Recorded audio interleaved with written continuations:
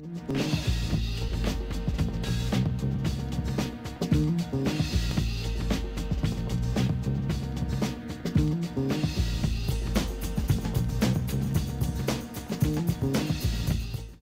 as I get ready to do my introduction, I want to tell the community why we have brought Kevin Powell here. One of the reasons why we brought Kevin Powell here is because Merritt College is a wonderful place with wonderful faculty and staff that are dedicated to making sure that our students are successful. And what we want to be a part of is the leading edge and the leading thinkers in what is going on in our communities. And Kevin has a variety of expertise dealing with issues regarding gender, dealing with issues regarding black arts, because Kevin is also a poet, dealing with issues regarding hip-hop, dealing with issues having to do with holistic wellness. And Kevin and I have been working recently with the situation in Ferguson, Missouri, with the killing of Michael Brown. And Kevin has recently been featured on CNN the whole week right before the funeral. Kevin was on CNN almost every single day down there in Ferguson, Missouri, and then capped everything off by speaking and giving a keynote address at a town hall meeting addressing those issues. And so here in Oakland, California, where we have the spirit of protest, where we have the spirit of agitation, where we have the spirit of rebellion, where we have the spirit of bringing communities together for social justice, we have one of the leading thinkers here in that area addressing those issues. And so Kevin Powell is originally from Jersey City, New Jersey, but he calls Brooklyn, New York his home. I don't care how many times he tells me he's going to move to California. I don't think Kevin's going to leave Fort Greene, Brooklyn. Kevin Powell grew up in a single family home through his wit, through his determination, and through a little assistance from his family and his ancestors. He attended Rutgers University. Kevin is a journalist by training. Kevin worked for Vibe magazine as one of its senior on the editorial staff in its beginning embryonic stages. If you remember in the early 90s when you would see covers of Vibe magazine that had Tupac Amaru Shakur on the cover, when you would see when there was Snoop Dogg and Death Row on the cover, Kevin did those stories. When Dave Chappelle left his television show, he only read one periodical, an opportunity to interview him after he left the Chappelle show, and that was Esquire. Kevin wrote that piece on Dave Chappelle. Kevin has written for Ebony magazine, he's written for Jet, he's written for periodicals across the board as a journalist. But Kevin is also a public lecturer. That's how I met Kevin almost a decade ago while we were both at a conference called Am I My Brother's Keeper, way before the Barack Obama initiative. He and I connected around this work about supporting Black and Latino males and their success. But Kevin is an activist and an organizer. Kevin is a man who leads with his heart. Kevin is a man who has written 12 books, and he has his memoir coming out soon. Kevin is a man that's committed to social justice. Kevin is so critical and so analytical, and Kevin is so passionate about the success of our communities because he holds himself to those high standards. So without any further ado, I give you my brother, my friend, my colleague, Mr. Kevin Powell.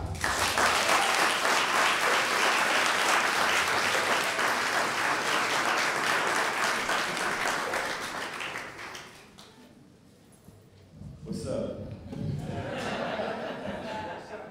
I'm just not that important, you know what I'm saying? But I appreciate it. I just want to appreciate the sauna. How y'all? It's a lot of people here. How y'all feeling? How y'all feeling? This is beautiful. I want to thank God first and foremost for this opportunity.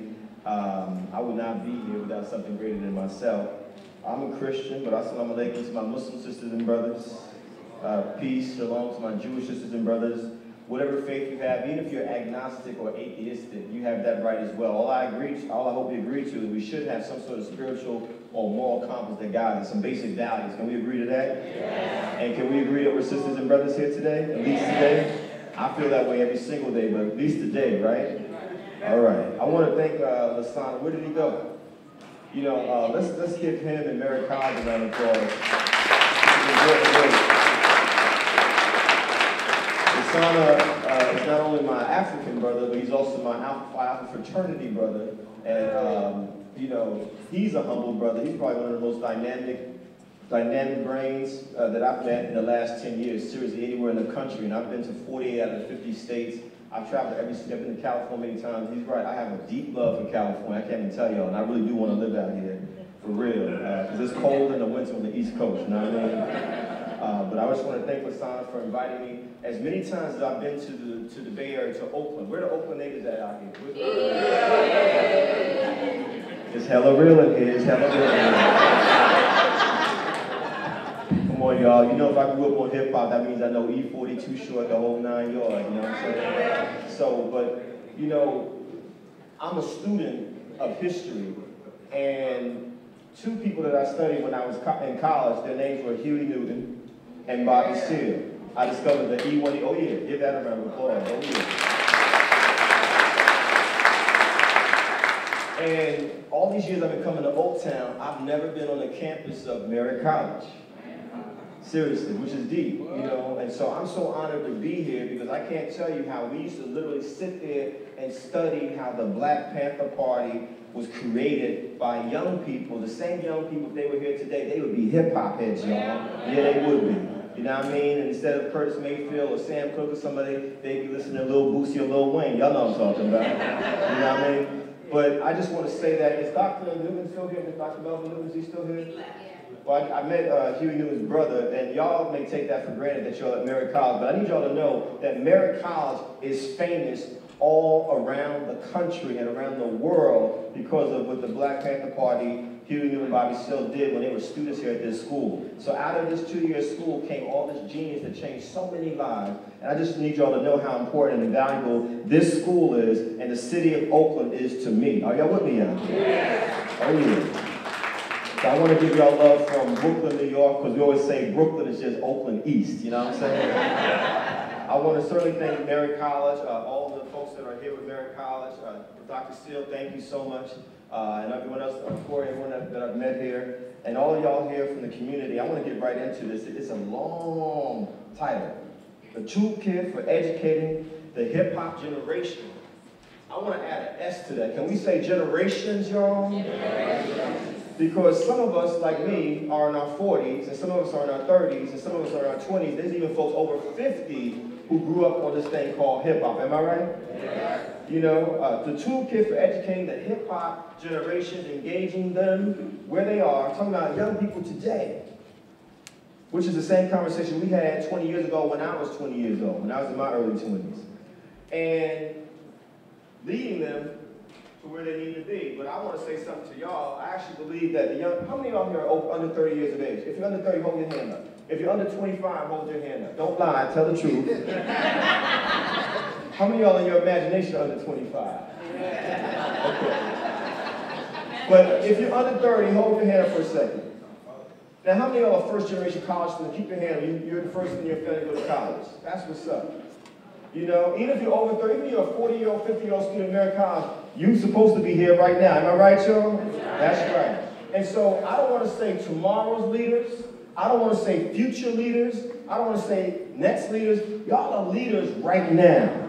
Y'all are leaders right now. Y'all are leaders right now. And so when you hear anyone come along and say, when you become a leader, no, you're a leader right now. What I want to talk about real quick, if we're going to use the word hip-hop, does anyone even know what hip-hop is? That's the first question. Now, let me say this.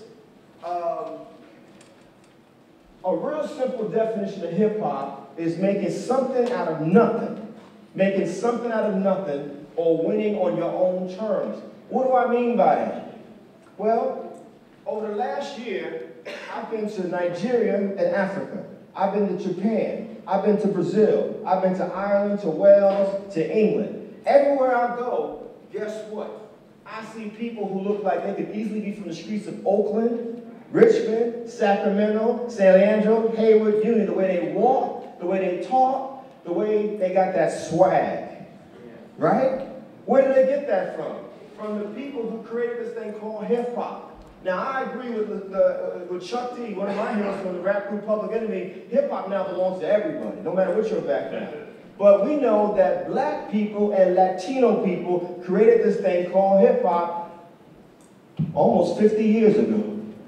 When I say that, people like black and Latino, yeah, black and Latino, because in New York City, where I'm from, a place called the Bronx, BX, there was African Americans and West Indians. They went from the West Indies out there, got feelings for the West Indies, or Latino created this thing called hip hop. And because I'm not one of those narrow-minded New Yorkers, and because I travel and I pay attention to what people like Lasana from LA, or my brother Davey D, who came from the East Coast and ended up here in Oakland, one of our premier hip-hop voices and historians, we know as this thing was being created in New York back in the day, there was a parallel energy happening right here on the West Coast. Am I right, y'all? Yes. That's the truth. That's the truth. And so hip-hop came from working-class people. And if you're going to be a professor or a teacher or anyone that's working with younger people, and the first thing you do is just diss hip-hop, in my opinion, you're dissing yourself. And you don't understand what hip-hop culture is. I'm talking about the culture. Winning on your own terms, making something out of nothing means I'm going to take a microphone and 2 turntables and some magic marker and spray paint, and if I'm a B-boy or a B-girl, some linoleum or cardboard. Are y'all with me out there? That's the basis of hip-hop. And then we're talking about the 5 elements. DJ, MC, graffiti writing, the dance element. Then the 5th element, hip-hop, is why y'all go to Merritt College, to get knowledge. According to Africa Bambaataa, the Universal Zulu Nation, one of the founding fathers of hip-hop culture. It was created by poor people. Because who got killed on April 4th, 1968, y'all? Martin Luther King Jr. What was he doing at the end of his life? Where was he at, y'all? What city in the South? Memphis, Tennessee. Who was he organizing with, y'all? Unions. What kind of unions specifically? Garbage. Sanitation workers. They were walking around with signs that said, I am a what, gentlemen? Man. Dr. King, at the end of his life, said, we need to have a poor people's campaign, because what does it matter that you can sit anywhere you want on the bus if you ain't got no money to get on the bus? Or on BART. Am I right? What does it matter that you can sit anywhere at a restaurant if you ain't got no money to buy a sandwich? And so Dr. King went from talking about I have a dream and organizing boycotts to saying we need to have a poor people's campaign. And for me, if you're going to work with young people in these times and understand that hip-hop is the dominant youth culture of at least the last 35 years, going back to Rappers Delight coming out in October 1979, then you need to understand that this is a culture that speaks for so many of us. Am I right, y'all? Right. So many of us. And guess what hip-hop is on a real simple level? It's the poor people's campaign that Dr. King was talking about. You don't think so? Well, ask yourself a simple question. How many more of us would be out on the streets, hustling, slinging, doing all kinds of stuff if we didn't have music, if we couldn't DJ, if we couldn't make t-shirts, other kind of fashion, if we couldn't be a basketball player, and where are my athletes out there? Where are the ball players out there? Y'all know what I'm talking about. If you look at the energy of basketball players on the court today, you tell me that's not hip-hop. Real talk, from the way we dress, to the way we dunk a basketball, to the way we talk, y'all know what, on the court. Am I right, fellas? That's all hip-hop. Well, it's everywhere. It's everywhere. And so when we talk about engaging young people around hip-hop or the hip-hop generations, you can't do it if you don't know what it is and where it came from. Are y'all with me out there? And a lot of us use this word hip-hop very loosely. There's a difference between hip-hop culture. Can y'all say culture? Culture. And the hip-hop industry. Oh, we're going to make a distinction. There's the culture, and then there's the industry. The culture was about life. Wait a minute, my name is Clive Campbell, a.k.a. Kool Herc. I'm coming from Jamaica in the West Indies in the late 1960s. I ended up in a place called the Bronx, New York. One of the biggest stars in America at that time was a dude y'all never heard of. His name was James Brown. And this dude would talk on records, he would rap on records, and he had the tightest band you ever heard. How many of y'all saw the James Brown movie? Y'all know what I'm talking about. And some of y'all probably saw James Brown, right? That's real. Real. Kool Herc, because he was brilliant, innovative, because our young people are brilliant. He was in his 20s at the time, said, wait a minute, James Brown does something very interesting on his records. Extended break beats. Let's take it to the bridge. Right? And what do you do when you get to that bridge? That break, you start dancing. Y'all feel me? Break beats, break dances, B-boys, B-girls, that's where it all came from. If I'm Cool Herc, I got a turntable over here, I got a turntable over there. Wait a minute, if I start extending these instrumentals of these songs, not just James Brown, but Oakland, y'all know what I'm talking about. Y'all one of the homes of folk music, am I right? You know, all those great musicians have come out of the Bay Area. Let me extend these instrumentals. Therefore, I got this thing now called hip-hop. It's basically us recycling our music, our traditions. That's where it came from. So to me, if we're going to work with younger people, we need to be able to say, hey, this is where it came from, so I can understand the direct connection from where James Brown was all the way up to Boosie or Lil Wayne, without just dissing the culture altogether, which a lot of us like to do. This culture is so big, it's everywhere.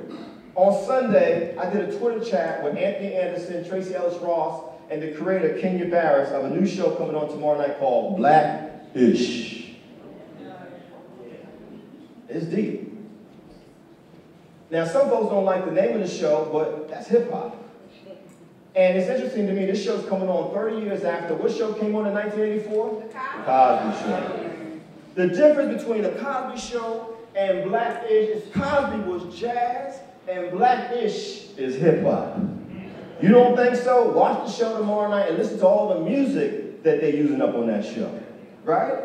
But more importantly, this says that everywhere we go, this culture has penetrated every aspect of this society.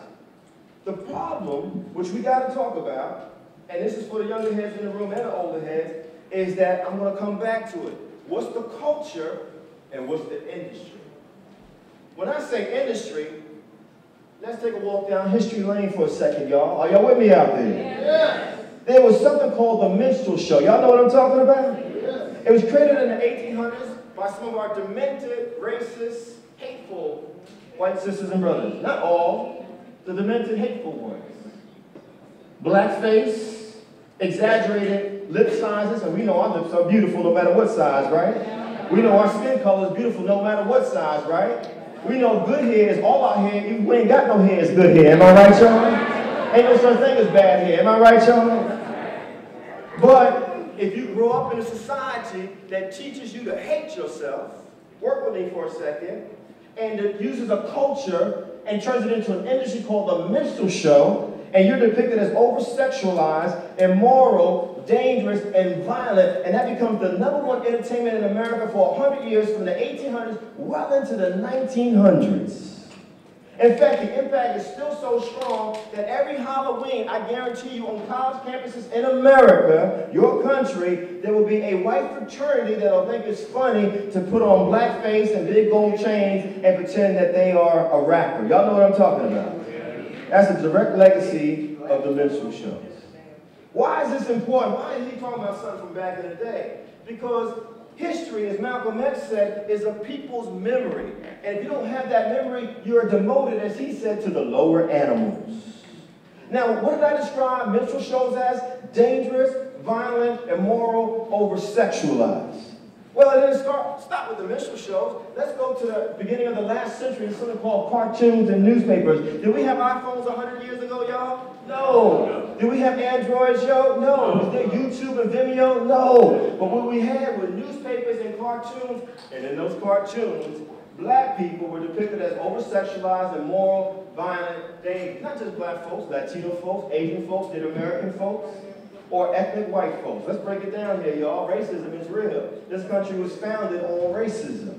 You know, if someone says to you, we live in a post-racial society, say, no, we don't live in no post-racial nothing. What we want to get to is post-racism, where we don't see people being depicted as anything other than their full human selves. Are you with me out there?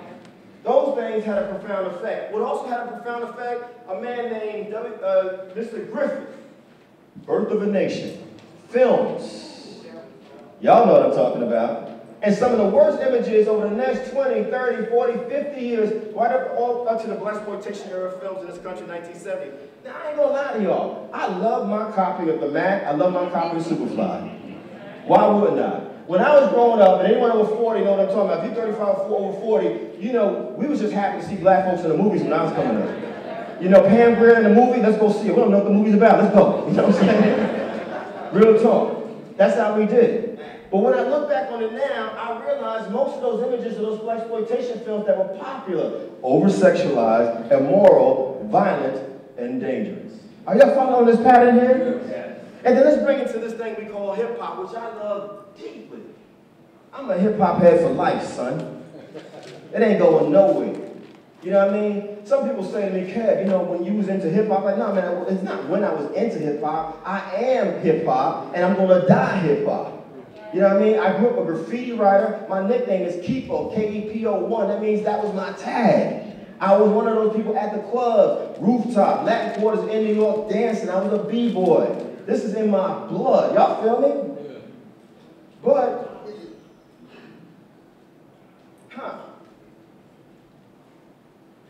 history is a people's memory. Now, some of y'all don't know this because you might have been born in the late 80s, early 1990s. There's a time in hip-hop where we didn't say gangster rap, or positive, or negative. It was just rap music, man. You know what I mean? 25 years ago, a group from California called NWA came out with a song or the album called Straight Outta Compton.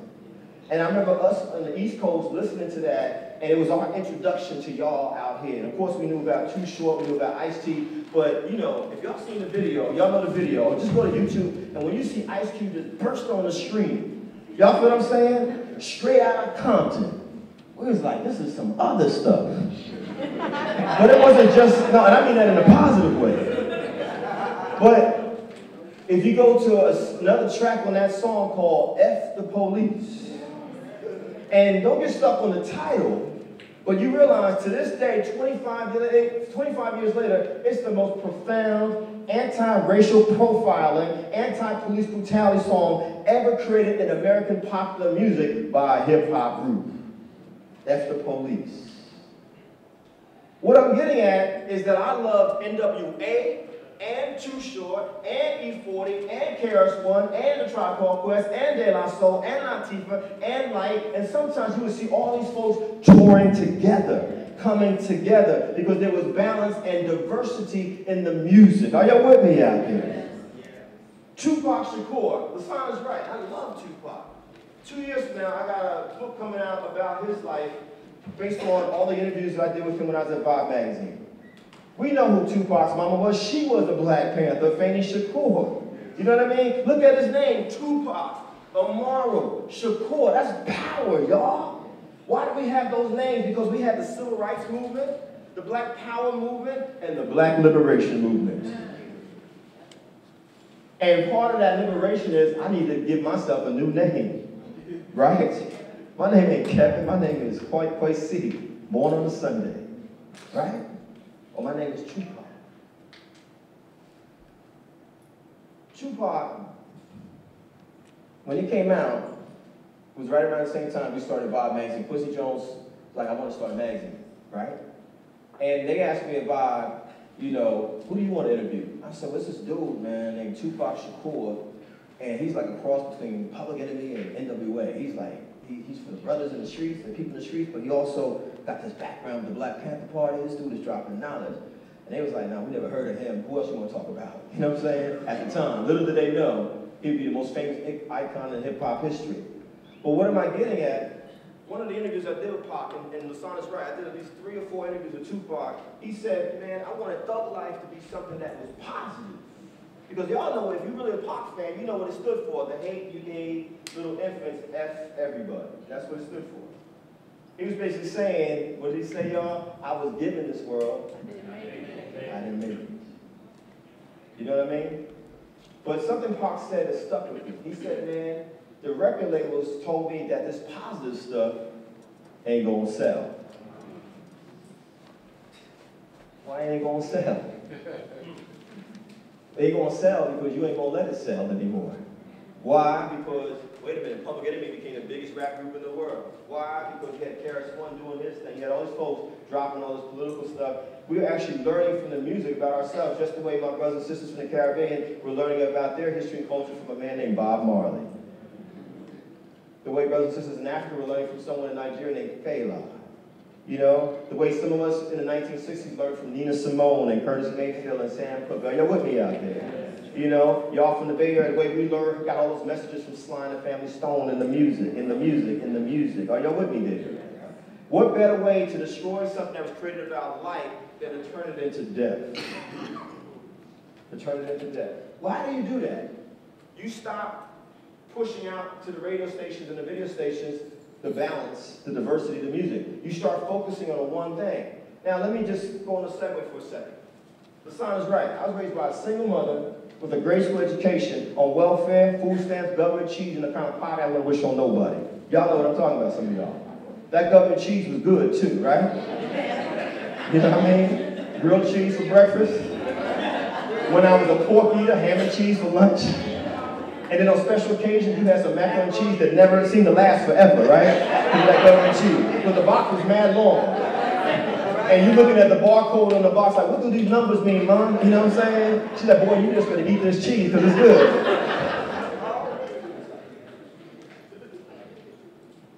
My father abandoned us when I was 8 years old. Never married my mom, just abandoned us. I grew up with violence everywhere. I was a good student. My mom didn't tolerate bad grades. She had a vision for me because she didn't go far in school. You got to go to college. My mom let me set foot on college campus, don't even read no books. She's like, you got to go to college. But like a lot of us, unfortunately, if you grow up in a certain environment, guess what? By the time I was a teenager, not only have I been suspended from school a lot, I was getting arrested by the police a lot. In fact, when I was 15, 16, got brutalized very badly by a police officer with my hands cuffed behind my back. He smashed me in my face. I might have weighed 110 pounds. Why do I bring this up? Because I understand, as someone who's a product of the ghetto, what goes on in our communities. And I live in Brooklyn, man.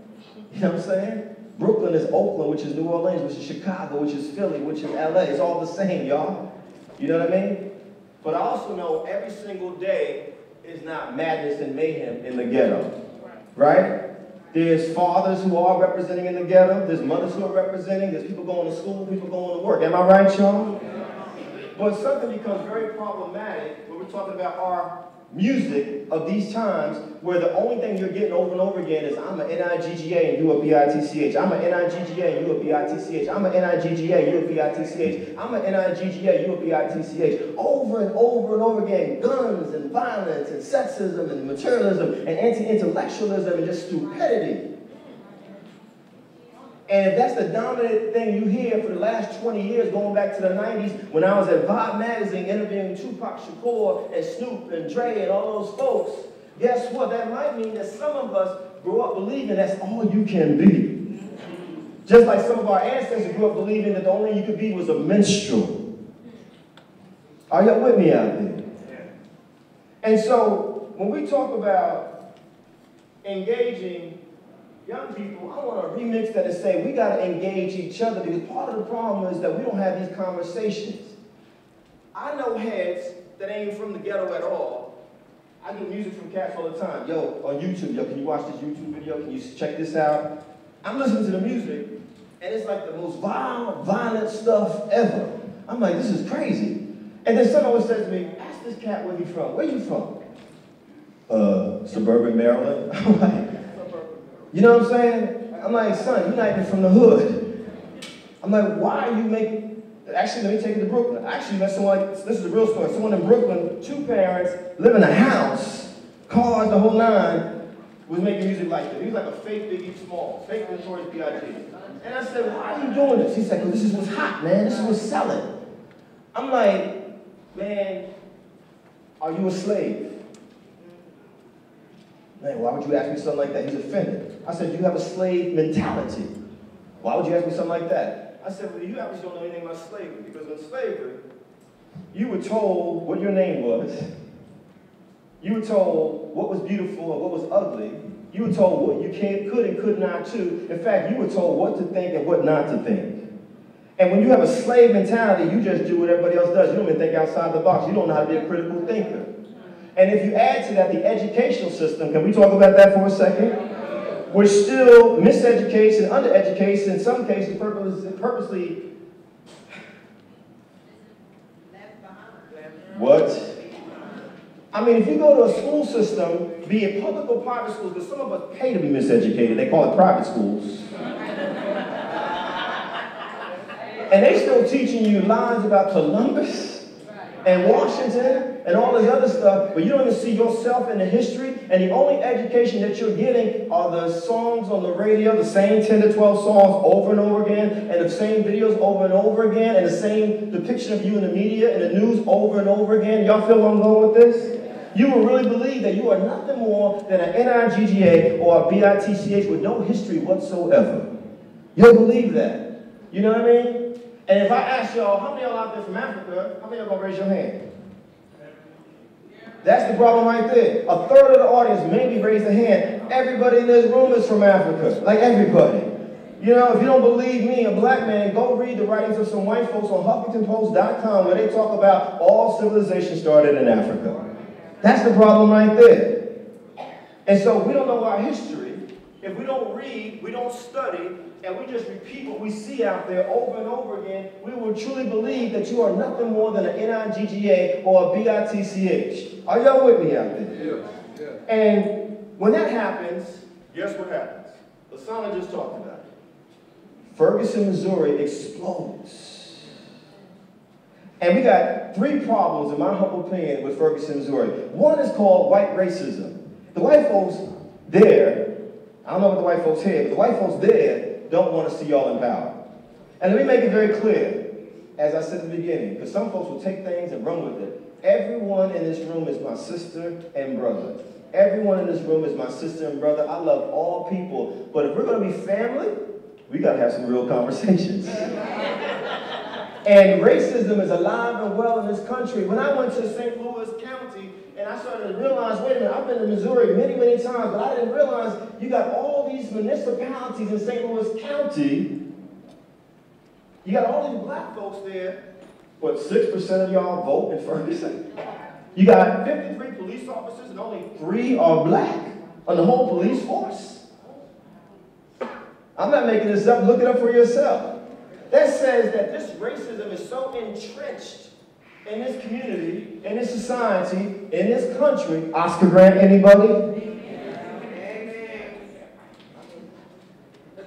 That people think they can get away with anything, including shooting a young man down as his head is bending, shoot him in the head, and then leave him on the ground in a pool of blood for 4 hours. 18 years old. He was 2 days away from going to a school just like Merritt College out there in Missouri.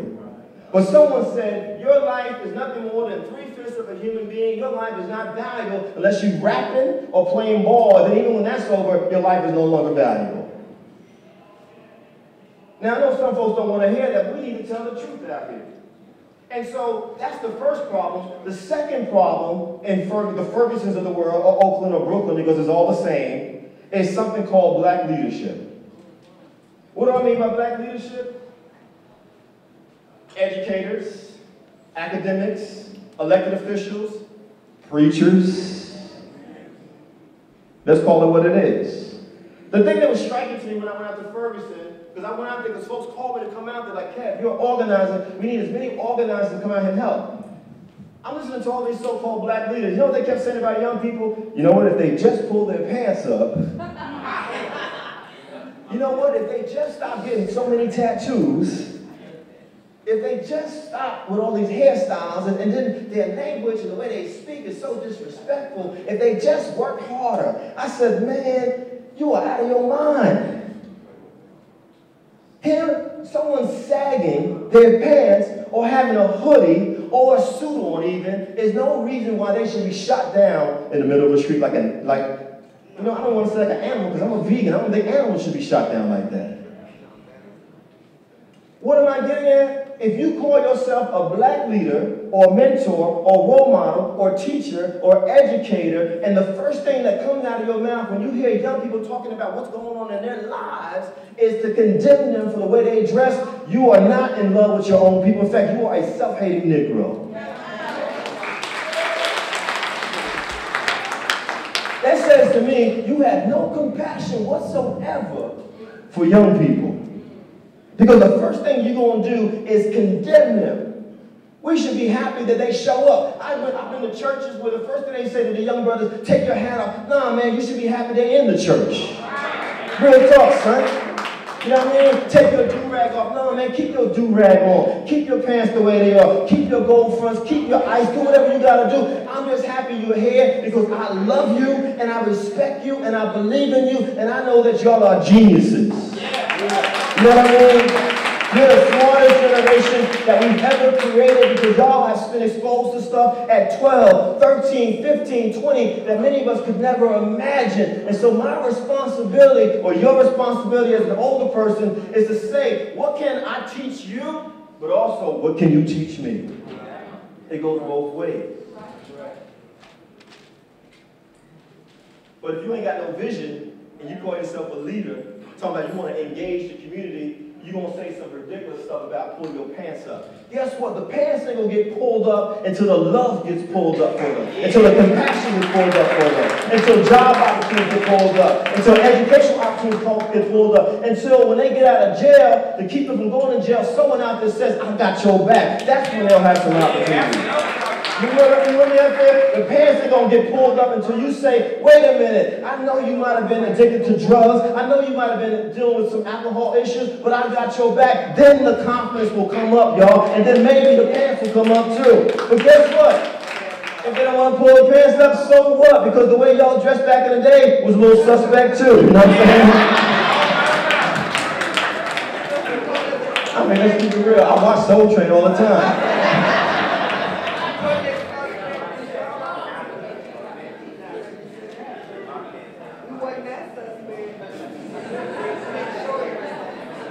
To be fair, let me say this. I do think fellas who sag know the history where sagging pants came from. Prison industrial complex is real. You know what I'm saying? And hold on, let's be respectful. Hold on, let's be respectful. And also understand there's different ways that we can flow. Because if you really are a genius and not an NIGGA, you know that you got to be multilingual in this world. You're going to navigate this stuff. And multilingual means I'm here speaking to y'all a certain kind of way. I might be out in the streets of Brooklyn, New York. What up, son? I mean, you know what I'm saying? You flip it. But you also flip how you dress sometimes. You know what I mean? That's what I'm talking about. That's what I'm talking about. When we talk about leadership, engaging young people, we also got a problem with the fact a lot of folks don't want to talk about the real issues. Because they blame young people for everything. But they don't talk about the educational system. They don't talk about the prison industrial complex. They don't talk about the mass media culture. And they ain't got no critique of the music industry that I was talking about a minute ago. And so, we got to ask ourselves a real simple question. Do we love each other? Or do we hate each other? You can always tell how people feel about their community by how they speak about their community. And I'm not saying, let me say this, y'all. Y'all can write this down. I think we need to practice the 3 C's. Number 1, what's the context of why we do the things that we do? You know what I mean? Just don't say, for example, hey, they're using certain language, their pants are sagging, etc. Or where did that come from? What's the context? Number 2, if you really say you got the community, you got to practice, you got to have some compassion for the community. Love. Love. You know what I mean? And then number 3, then you challenge. But a lot of us skip number 2, 1, and 2. We skip context, we skip the compassion, and we go to these black folks, these Latino folks, these folks in Oakland, these folks in Brooklyn, these poor people, they just ain't shh. That's self-hatred, y'all. And I don't know about y'all, after spending the first 18 years of my life hating myself because of the wonderful school system that I went to, I'm not trying to be self-hating. You know what I mean? So the last thing I'm going to do is put down my own community. There's nothing wrong with complaints and criticism as long as you got a plan of action to go with it. Black Panther Party, Huey Newton, Bobby Seale, they saw what was going in the community. They had a plan of action. We romanticized the guns, but let's talk about the free health screenings, the breakfast programs, the newspaper, all the different things they did, which was about solutions and educating people. That's what I'm talking about. But let me say this to the younger heads for a second, because this is important. This is not a game, y'all. This is not a game. This is not a game. This is not a game. I need all the young heads to look up here for a second. This is not a game. All of y'all, this is not a game. There's an urgency out here. You know what I'm saying? When I was in Ferguson, Lasana's right, we had a couple of town hall meetings, and all this energy came out from people. People are upset because they don't know what to do. Some folks do know what to do, but a lot of folks don't know what to do, so it's just emotion. Y'all remember Oscar Grant, how people just, you know, we just did what we did, right? Emotion. Nothing wrong with anger. Nothing wrong with rage. Nothing wrong with emotion if it's proactive. It's got to lead to some action steps and building and organizing stuff. How do we bring people together? Now, I'm going to say this. I'm in Ferguson. I'm standing there right where Michael Ferguson's body was. There's candles and flowers and stuff like that. There's all kinds of little rallies going on and everything. And it was interesting to me. You had folks that was Christians out there that had their thing going on. You had Muslims out there. You had all kinds of political folks out there, black nationalists, Marxists, all that stuff, right? And across the street was a group of brothers playing their own version of NWA's F the Police. It wasn't good, but it was their version. It was all right, you know what I mean? But they kept saying the same thing over and over again. Like, NW, if you listen to F the Police, you know, it's context, there's stuff there. And the problem was they was also using the N-word and the B-word so much that it bothered some of the women there, and even some of the elders, male and female. And so I asked a simple question. Who's the leader over there across the street that's, you know, playing the music? They pointed to one brother. Had his shades on, he was loped out, baseball cap, had his fitted on the whole nine. So I went over to him with respect, you know? And I said, brother, I just want to have a conversation with you real quick. I'm from New York. He said, man, I'm from Chicago. I said, cool. I said, y'all playing this song, and are you familiar with NWA's version of it? He said, yeah. I said, is there a reason why you got this song on recurring loop? It was like 50 times they played this song. And this is real interesting. This is for the students here. I said, man, have you ever listened to Richard Pryor and the way he used the N-word? Nah, not really. I said, have you ever heard of the Last Poets in a song called N.I.G.G.A.'s Are Scared of Revolution? Nah, who are they? I said, you say you're a hip-hop head, right? Yeah. I said, man, they one of the founding fathers of hip-hop. There'd be no hip-hop without the Last Poets, right? Yes, sir. You feel what I'm saying? And so I began to realize this brother don't read, he don't study, and he don't travel much. And here he is leading people in a protest, but he's ill-equipped to lead anything. Why am I saying this? I love the energy of the young people of today, the millennials. If you're a teenager and you're 20-something, I love y'all. I'm going to keep saying that. Y'all are leaders. But honestly, you can't be a leader if you don't read, you don't study, you don't travel. You can't be a leader. What do I mean by that? It's problematic to me that I can have a conversation with young brothers, specifically for a second, and we're talking football, basketball, sports, video games, hip-hop, or women. We got mad opinions. But then you start talking about serious stuff going on in the community, heads get quiet. And that's not all of us, but it's too many of us. And because I've traveled all around this country, almost all 50 states, every city you can name, I see this problem everywhere I go. People are not reading and studying. And when you don't read and study, guess what? You will live in a community where 6% of y'all vote, and then you wonder why stuff is crazy in your community. Guess what? You will live in a community where there's hardly anyone representing you in any of the positions of power in that community because your brain has become so numb. It's just like if you don't eat for a week, or a couple weeks, or a month. Imagine you don't eat food for a couple years. What happens to your body? You die, right? Well, if you don't read, you don't study, you don't travel, your brain just becomes mush. And so my challenge is, if you know all the statistics of LeBron James, Kevin Durant, Westbrook, all these players, but you can't tell me about Malcolm X, Huey Newton, Bobby Seale, Frederick Douglass, Du Bois, let's go on with this thing. If you don't know who Harriet Tubman is, Sojourner Truth, Ella Baker, Fannie Lou Hamer, are y'all with me out there? And we can't talk about black nationalism, the black art movement, the Harlem Renaissance, black liberation movement, are y'all with me out there? You know, we can't go to Jamaica with Marcus Garvey, we can't go to Guyana with Walter Rodney, are y'all with me? We can't go to Trinidad and Tobago with C.L.R. James, and we can't go to Ghana and Africa with Kwame Uma, if we don't understand Nina Simone and how important she is, and why did Lauryn Hill sample her on her album, Miseducation of Lauryn Hill, if we don't know why Lauryn Hill got her title from the Miseducation of Lauryn Hill, the Miseducation of the Negro, Carter G. Woodson, but we can talk about Kevin Durant, the Warriors, the Knicks, the Bulls, whoever, but we can't talk about our own history. We got a problem, y'all, because we've been distracted. And then you take it to Twitter and Facebook and Instagram and reality TV shows. Oh boy.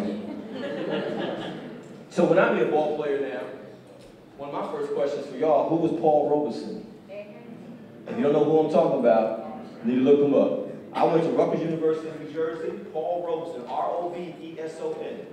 He was one of only 3 black folks at Rutgers University 100 years ago, y'all. This man got letters in 4 different sports, and he graduated Phi Beta Kappa, and he was the valedictorian of his graduating class. Then he went to Columbia University. While he was at Columbia University, he paid for his law school degree by playing professional football in the 1920s, the same time when they were hanging black men from trees.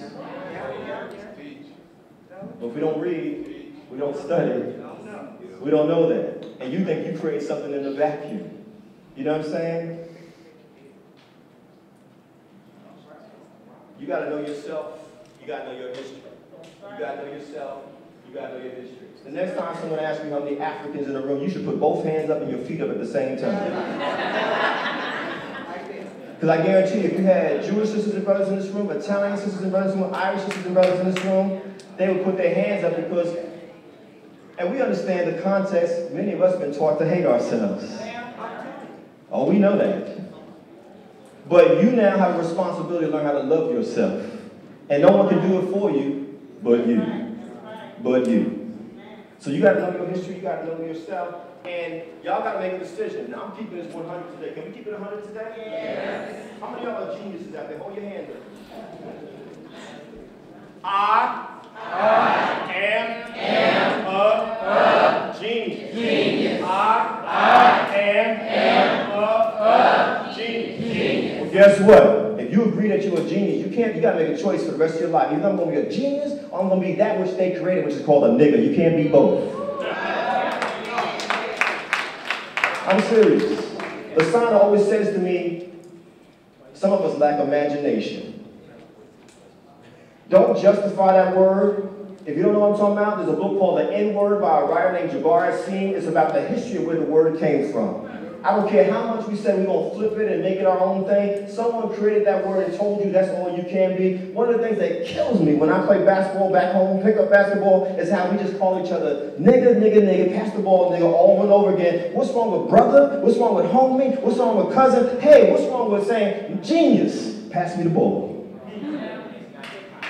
Especially if we watch how brothers play basketball, it is an African ballet.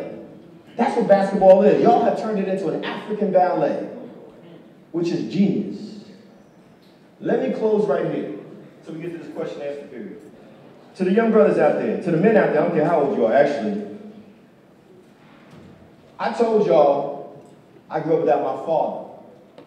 Last November, Thanksgiving weekend, I made an announcement to my mama. I said, Mom, I didn't want to tell you this until I found him. But I spent the last 2 years working with a genealogy, and I found my father. I found out where he's from, where the whole family's from. Hadn't seen him since I was 8 years old. I'm in my 40s now.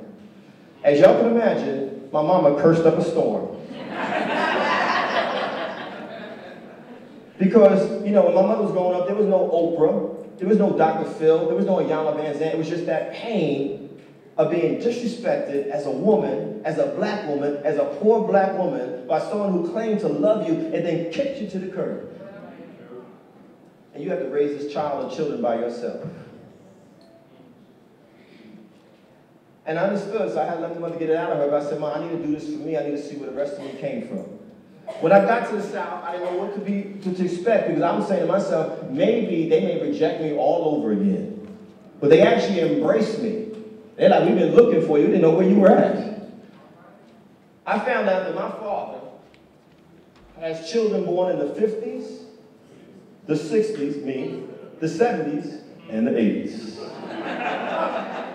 I found out he has between 6 and 10 children. And because I'm a student of history, I know something about slavery and how black men were used as breeders from one place to another to make babies, and there was no mass therapy session when slavery ended, so a lot of us don't realize that what was put inside of us, mental slavery, became a part of our pattern right up to the present. It's a shame when I meet young men. I was at a black male conference on last Friday in Queens. A young boy, 16 years old, is able to say to me, a man in his 40s, I don't know my daddy either. There's something wrong with that. And so, to the brothers out there, no matter how old you are, a man is responsible and accountable and honest and transparent. If you can't control your penis, then you should not be married.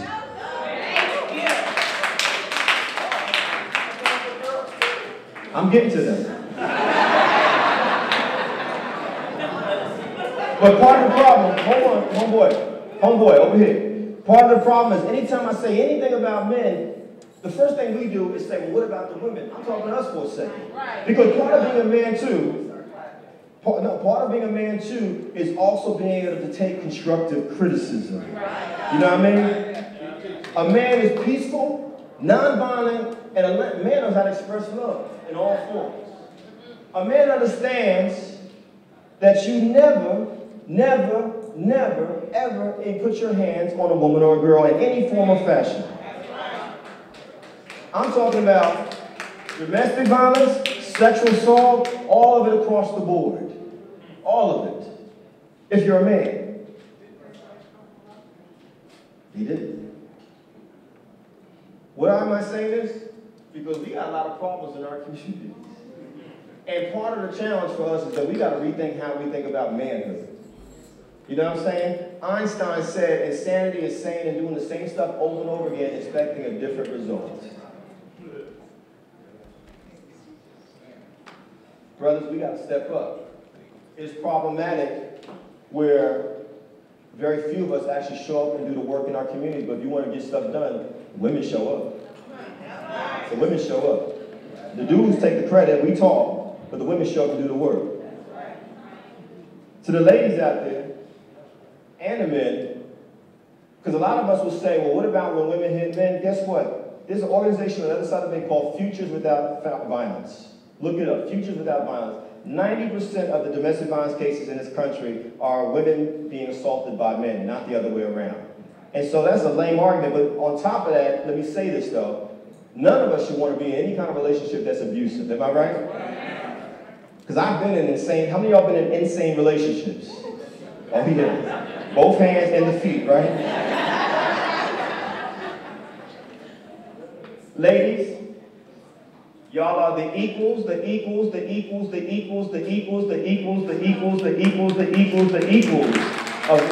boys. I don't care what the Bible says. I don't care what any book says. I don't care what Reverend so-and-so, Reverend Chicken Wing, or Deacon Donut has to say. I don't care what the leader over there has to say. No. Y'all are our equals. And fellas, if we don't understand what sexism is, there are people like Bell Hooks we need to read. There are people like Audre Lorde we need to read. Heck, we need to listen to people like Lasana Hotep who's talked about this. Byron Hurt who's talked about it, another black male. But it's unacceptable for us, ladies. I can't even imagine what it's like to be a woman. I have no idea. You know? But if I was a young woman growing up in these times and I saw these destructive images of y'all all over the place, I would be profoundly offended. Because it's basically saying that y'all have no value except from the neck down. And then unfortunately, a lot of us men only value from the neck down. And so, my mama said something when I was growing up after my pops dissed her. Ladies know what it is. I can do bad. It ain't a shame we still saying that in 2014. So I want to close here and say, whether you male or female, we're talking about engaging the community, know who you are, and let's practice peace and nonviolence, but also let's understand what real love and self-love is, because how can you talk about empowering the community if you don't even love yourself? Thank y'all.